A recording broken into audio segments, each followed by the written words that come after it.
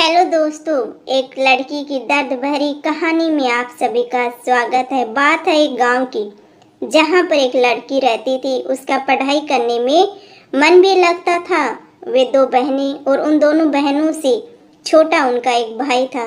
लेकिन उसके माता पिता को तो बस एक ही डर हमेशा लगा रहता था कि कल हमारी लड़की के साथ कुछ गलत न हो जाए। इसी डर के कारण उसके माता पिता और उसकी बुआ ने मिलकर जल्दी जल्दी में उस लड़की की शादी कर दी। जिस लड़के के साथ उसकी शादी हुई थी वह उससे 10 साल बड़ा था।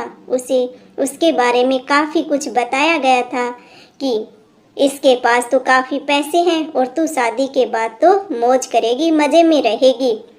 अब शादी के बाद जो सभी लड़कियों के साथ होता है, ऐसा ही उस लड़की ने भी सोचा था। उसने भी सपने देखे थे कि तेरे साथ भी ऐसा ही होगा। पर जैसे ही वह अपनी ससुराल गई, वहाँ पर उसने पाया कि उसके ससुर की तो शादी से पहले ही मौत हो चुकी थी। अब केवल उसके घर में उसकी सास और उसका पति रहते थे। लड़की के घर वालों ने ये सोच के शादी की थी कि हमारी लड़की आराम से मज़े में रहेगी। हर माँ बाप अपने बच्चों की खुशी चाहते हैं दोस्तों। लड़की के माता पिता ने ब्याज पर भी पैसे लेकर उसकी शादी में बढ़ चढ़ करके खर्चे किए कि हमारी बेटी में की शादी है, उसमें कोई कमी न रह जाए। पर उन्हें क्या पता था कि उन्होंने अपनी लड़की को एक दहेजी घर में बेच दिया था। अब तो दहेज कहानी शुरू होनी ही थी। शादी के 10 ही दिन बाद उसकी सास और पति ने उस लड़की को कहा कि मेरी सरकारी नौकरी लग जाएगी तो तू अपने घर से 70,000 रुपये ला के दे दे, तो मुझे सरकारी नौकरी मिल जाएगी। वह अगले ही दिन अपने घर आई तो उसने ये बात अपनी माँ को बताई। तब धीरे से उसकी माँ ने यही बात उसके पिता को भी बताई। उसके पिता ने सोचा कोई बात नहीं, अपनी बेटी से तो देने ही हैं। उसके पिता ने कहा कि बेटी ले जा, कोई बात नहीं। अब पैसे लड़के के घर पहुंचने पर कुछ ही दिन तो वे सभी उससे प्यार करने लगे। जैसे ही वे पैसे खत्म हुए तभी उन्होंने अपना गिरगिट की तरह फिर से रूप बदलना शुरू कर दिया। अब की बार तो उनकी हद ही हो गई थी। वे सभी उसे गंदी और बदचलन तक कहने लगे थे। उसको घर से बाहर तक नहीं जाने देते थे। अभी 3 ही महीने हुए थे शादी को, तभी उसकी सास भी चल बसी थी। बस फिर क्या था, अब तो और भी उसकी लड़की के साथ ज़्यादा गलत होना शुरू हो गया था। उसका पति जब भी घर से बाहर जाता तो वह हर घर की चीज़ को ताला लगा के और उसके एक कमरे में बंद करके जाता था। सारी चीज़ जो सामान था उनके ताला लगा देता और लड़की को कमरे में बंद करके फिर बाहर जाता। वह जब भी कुछ बात करती तो तभी वह उसकी पिटाई भी कर देता, जिसके कारण वह डरती, बोलती भी नहीं थी बेचारी, क्या करे। और न ही उसे कभी फ़ोन मिलता था कि वह अपने घर वालों से बात कर ले।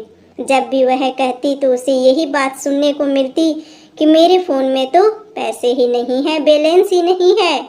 अभी उसकी शादी को 6 महीने हुए थे तो एक दिन उस लड़की का पिता उसके गांव से कहीं जा रहा था तो उसने सोचा क्यों न अपनी बेटी से मिलता चलूं। तो तब उसे सच्चाई का पता चला तो वह उसी समय अपनी बेटी की यह दशा देखकर रोता हुआ उसे वापस अपने घर ले आया। घर पर आने के बाद उसने अपनी बेटी से सारी बातें पूछी। उसने फिर वहाँ पर लड़के के गांव में पंचायत भी की। पंचायत में फैसला आया कि तू भाई इस लड़की ने जब तलाक ही दे दे, जो या तूने पसंद ही नहीं है तो इसे तलाक दे दे। उसने वो भी मानने से इनकार कर दिया।